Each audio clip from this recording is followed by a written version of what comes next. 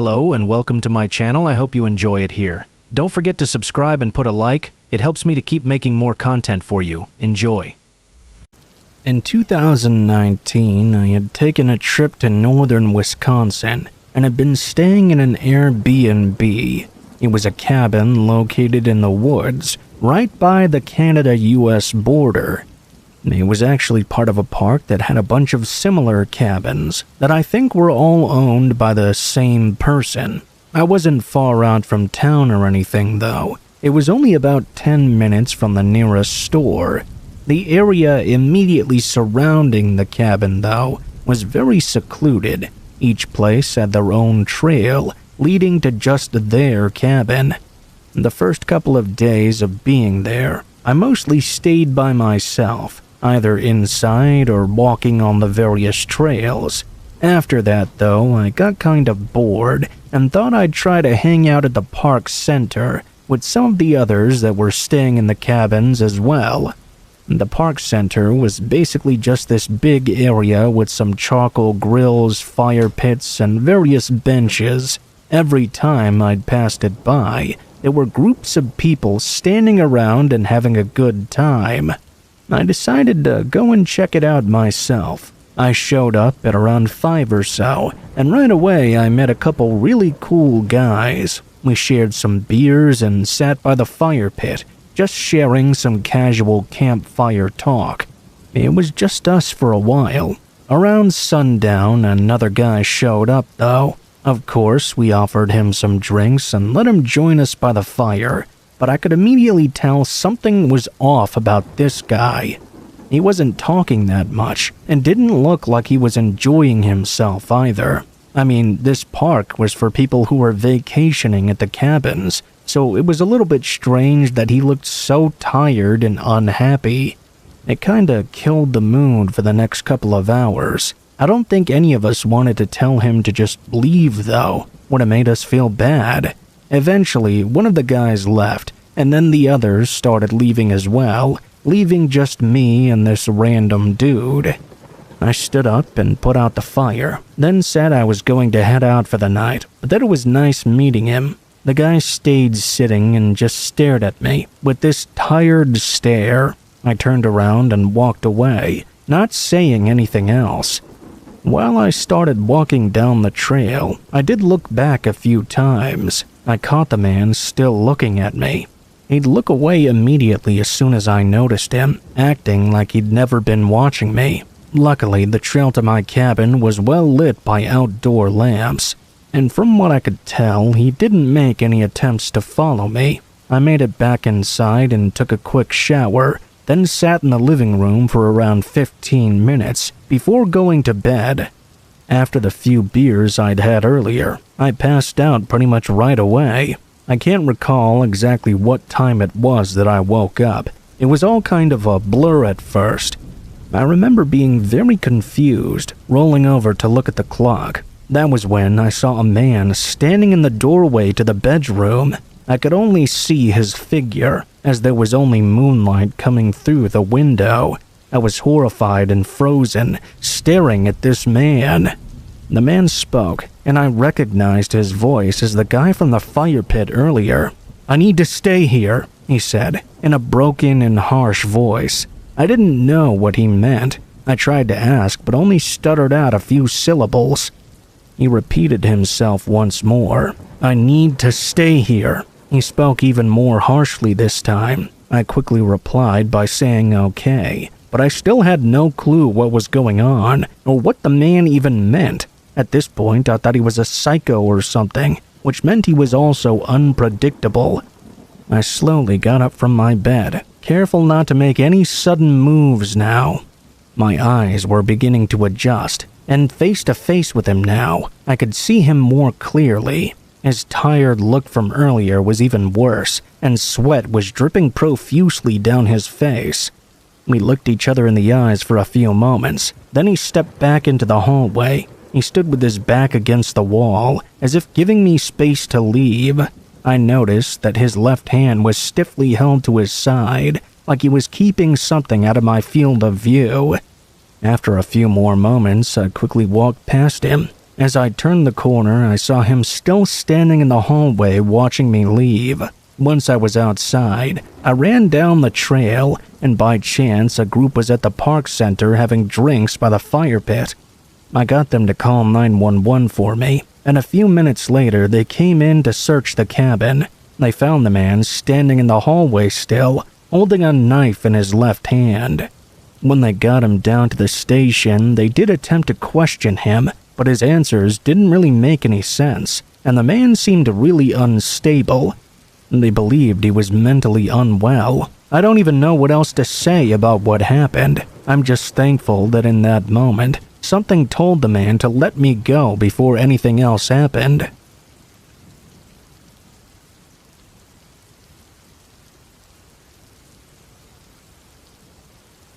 I had booked an Airbnb several weeks in advance in a town I'd never been to. A client I was meeting for work lived in the area, so I was only going to be staying there for a single day, then driving back home afterward. The drive was 3 hours. When I pulled into the driveway and got out, the neighborhood it was in was very quiet. Most of the houses' lights were off, and trees covered the lawns, blocking out most of the view. The only thing I really saw was a person walking down the road. They were really far down, and nothing really looked off about it. For some reason, though, they gave me a strange feeling. I went up and unlocked the door, going inside and situating myself. It was a very average house, nothing really special about it. That was just great for what I needed, though. After making my rounds and checking the place out, I opened the front door to retrieve my other bag from my car. As I stepped out onto the porch, though, I noticed someone standing in the road. It was the person I'd seen walking a few minutes ago. They weren't walking anymore, though. They were just standing in the road and facing the Airbnb. As I started walking toward my car, they noticed me and began swiftly moving away. I kept my eye on them while I was out there, getting suspicious about whatever that was. They seemed to just keep walking, though, continuing down the street. I went back inside and made sure it was all locked up, then opened the garage and pulled my car in just to be safe.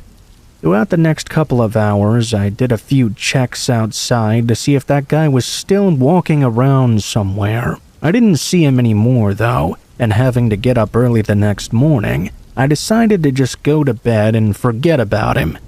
I slept decently well, waking up a few times during the night. My alarm went off at 4 a.m. for me to really get up, though. The sun was still down, so it was still dark outside. I groggily sat up in my bed, and right away, I saw a light coming from underneath the bedroom door. I didn't remember leaving any lights on, though. I thought I somehow must have overlooked the kitchen light or something. I got out of bed and walked up to the door. Just before I was about to open it, I heard something right on the other side. It sounded like something was moving around at the end of the hallway. I opened the door. Seeing the living room light was on, I immediately knew I definitely would have turned that off. The sound continued, though. As I walked down the hallway and looked into the living room, I was surprised to see a man in the corner, searching through one of my bags. He had a black hoodie and ripped-up jeans, which is exactly what the person I saw walking around was wearing. I only looked at them for about a second before they snapped around and faced me. They didn't look startled at all. It was almost like he'd been expecting me. He dropped the bag on the ground and immediately yelled at me to stay where I was. He began making his way over, and I only had a split second to decide what to do. I turned around and ran back to the room, slamming the door shut just before he caught up to me. He rammed into it with his whole body and even tried to kick the door down. Then he started messing with the lock on the other side. Thinking quickly, I opened a window and jumped out, running away. By the time I was able to get the police there, the man wasn't in the house any longer. My bags were gone too, of course. To make things even more terrifying, the bedroom door was wide open. He'd managed to pick the lock and get in. If I had just stayed hidden in the bathroom or something, who knows what would have happened to me. Police seemed to think there was more intent behind this man's actions, aside from just robbing me, so all I can do is pray that he doesn't find me again.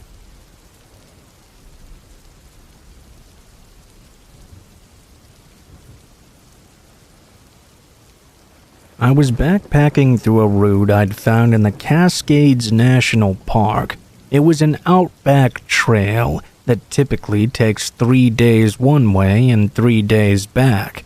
I didn't really know too much about it or how popular of a trail it was. When doing these long backpacking routes, it usually doesn't matter. You'll most likely not run into many people anyway. On my 3rd day out, though, I passed by one of these campsites and saw a man sitting by his tent. I took a break, and we talked for a bit. He mentioned he was staying there for the night and heading to the peak of the trail on the following day.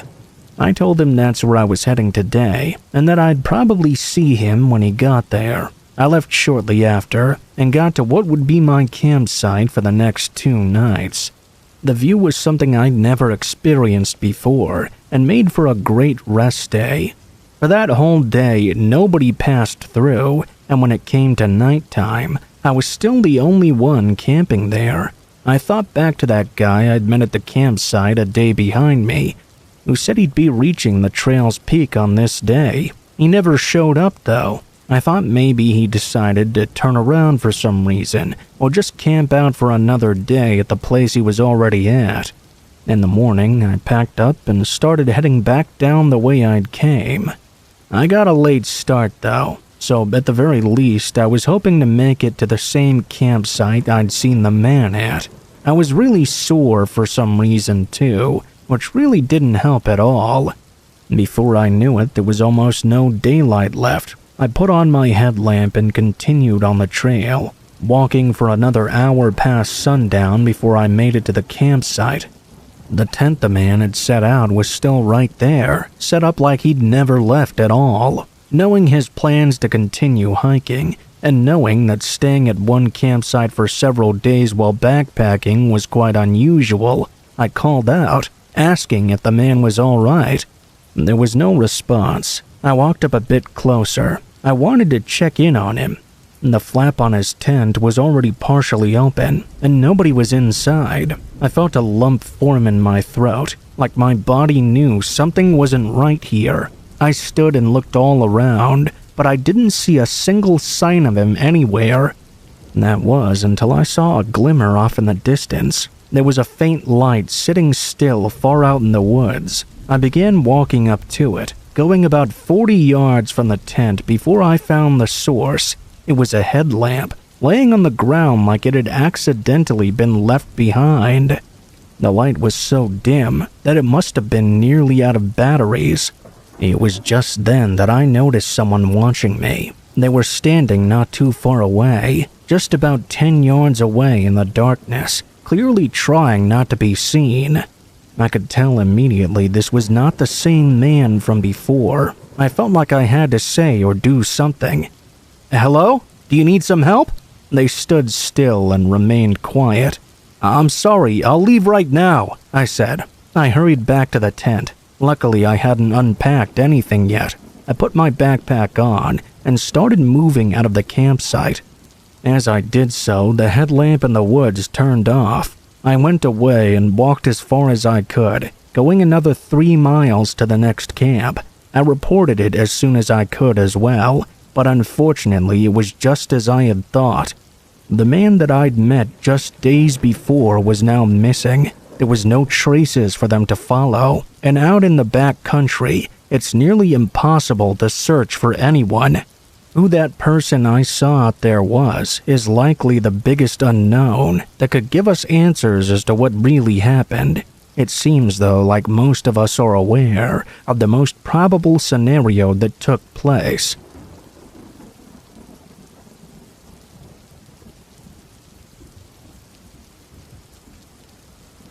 Near the town I grew up in, there's a forest with a bunch of camping spots. A couple of years ago, I went back to visit my family for a week and decided to go camping while I was there.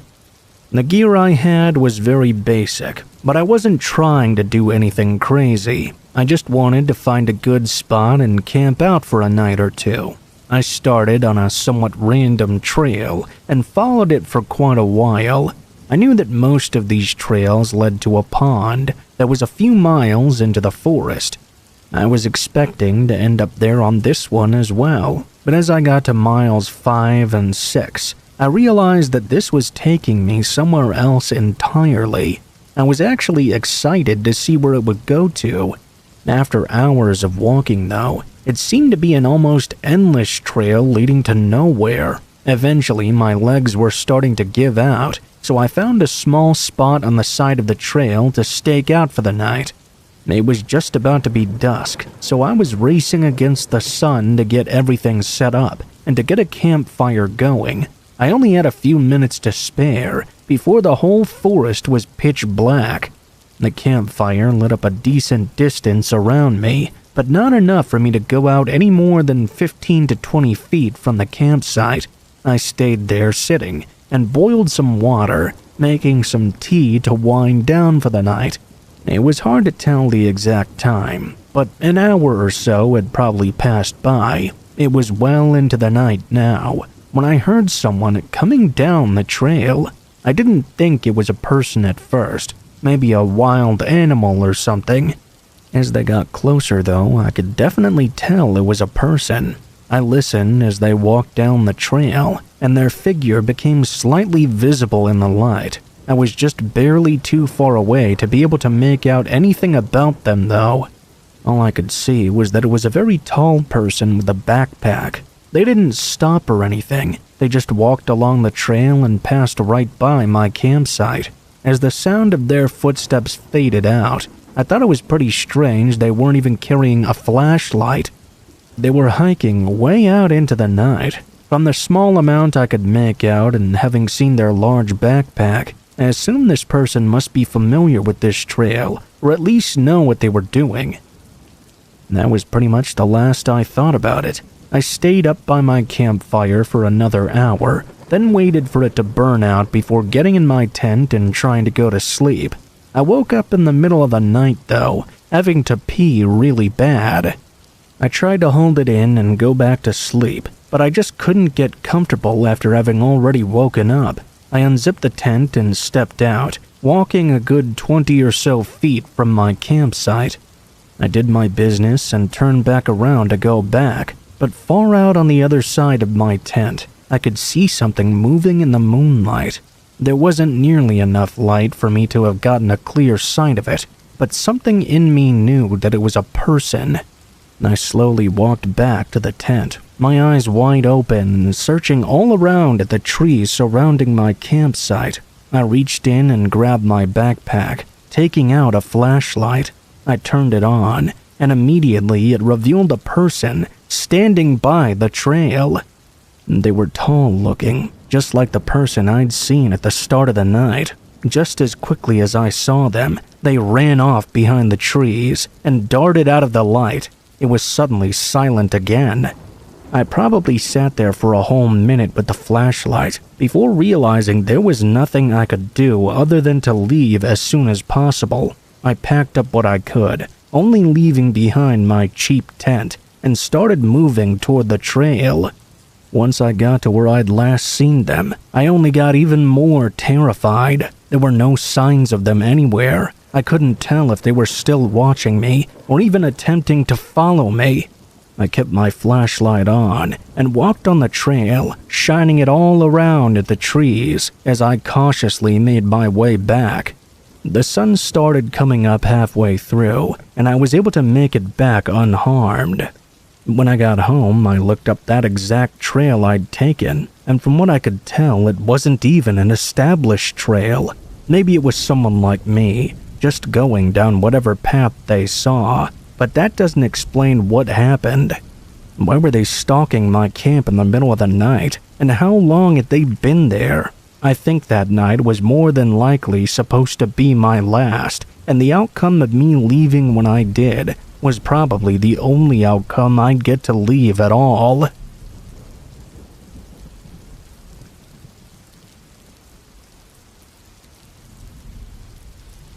I was on a road trip from Portland to Chicago. It's a nearly 3-day drive, so I had some places booked to sleep along the route. I didn't get too particular with what places I chose. I went with Airbnbs though, so I could at least enjoy the road trip a bit more, rather than staying in a crowded hotel. My first Airbnb was in Wyoming, and the route through the state doesn't pass through any big cities really. It was in a really small town, probably no bigger than 2 to 3 miles long. As I passed the border into Wyoming, it started snowing quite heavily, only dragging on the long day of driving. By the time I got into town, the roads were already covered in snow, and the sun had already set as well. It was pretty dead. I mean, I don't know much about small towns, but it seemed exactly how I thought it would be. Especially in a low-population state like Wyoming. I was hoping there would be a McDonald's or something I could at least get a quick dinner from, but it was very clear there wasn't going to be. I drove through the town and turned down the road to my Airbnb. It was a long driveway leading up to a small home in the middle of a field with tall snow-covered pine trees lining the front yard. I parked on the side and got out with my bag, then walked around to the front. I punched in the code and went inside, closing the door behind me. I turned on all the lights. It was small, probably 500 square feet, with just a living room and a bedroom really. I took my shoes off and dropped my bag down next to the bed, then sat on the couch. When I did, a mysterious thump came from the bedroom. I looked back at the doorway I had just come from. That sound had been pretty loud, but I had no idea what it could have been. I got up and walked back into the room, turning on the light. Everything looked the same. I went and checked out the small bathroom that was in there as well, but it all looked good to me. The only other door in the house was the bedroom closet. I walked over and tugged on the door handle, but it wouldn't budge. It seemed to have been locked from the other side. At first, I was pretty weirded out that a bedroom closet would be kept shut, but then I thought it could have been a maintenance closet the owner was storing stuff in or something. There weren't exactly many other places to put anything. That was the final conclusion I came to. I went back to the living room and rested my eyes on the couch while thinking through my plan for the next day. After 15 minutes, I got back up and went over to the window, looking out to see if the snow was still coming down. Were the roads even going to be drivable tomorrow? It was eerily dark outside, with no lights from the town showing behind the tall pine trees. It was still snowing heavily.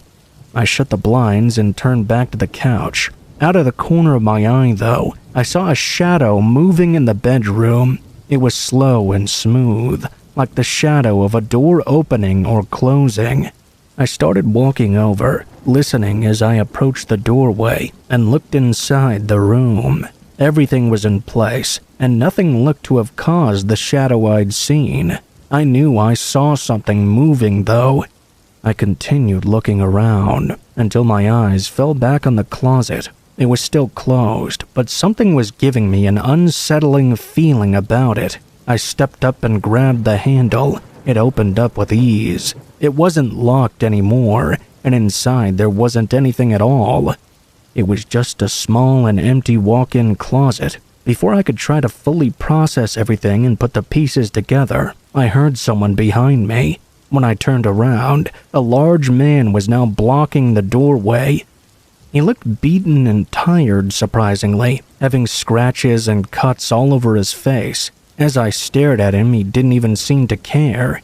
He stepped into the bedroom and kneeled down, grabbing a dirty and worn duffel bag from under the bed. The man then stood back up and didn't even look at me. As he walked out of the room and out the front door, I ran up and saw him trailing through the snow until he was beyond the lights from the house.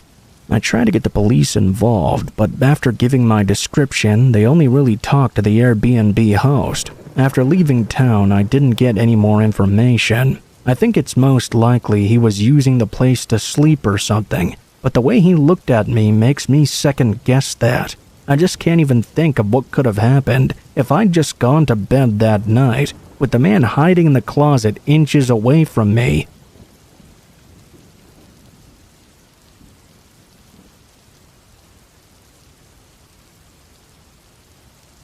I live in a duplex in a small community. I've been there for over a year and hadn't found anything to really complain about. The neighbors that were sharing it with me had moved out only a month after I moved in, and nobody had bought or rented since.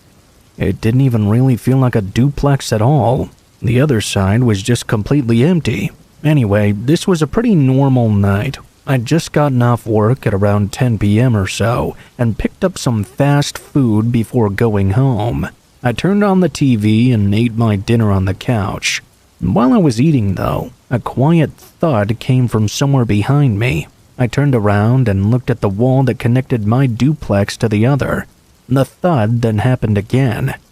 I muted the TV and went up to the window looking out at the driveway. There were no cars or moving trucks outside or anything, and it didn't look like the lights were on in the other duplex either.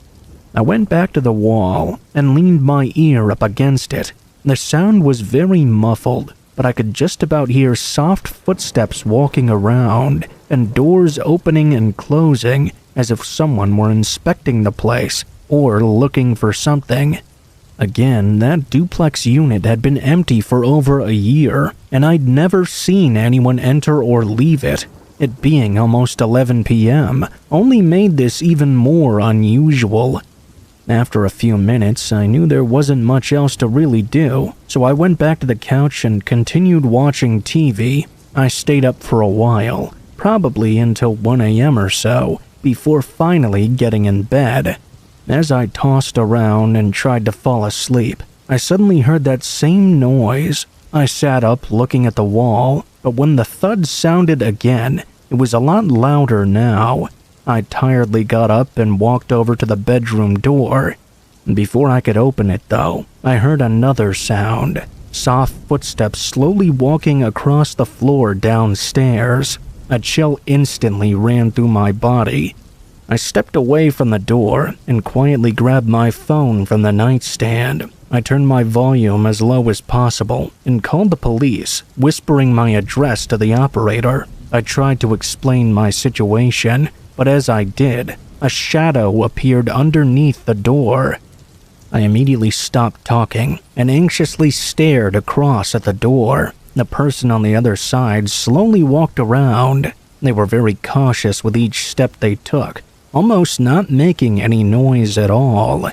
Their shadow showed that they weren't moving very far. They were walking back and forth in the hallway outside. By now, I was sure they knew I was in this room, but I still remained quiet and hoped that somehow the police would come quick enough to help me.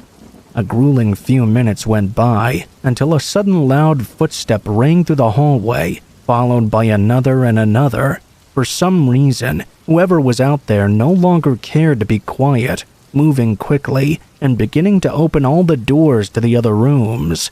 When he came back to mine, he twisted the handle and tried a few times to force it open. He moved on from it without too much of a fight, though, then went back downstairs and did the same to all the other rooms before finally leaving.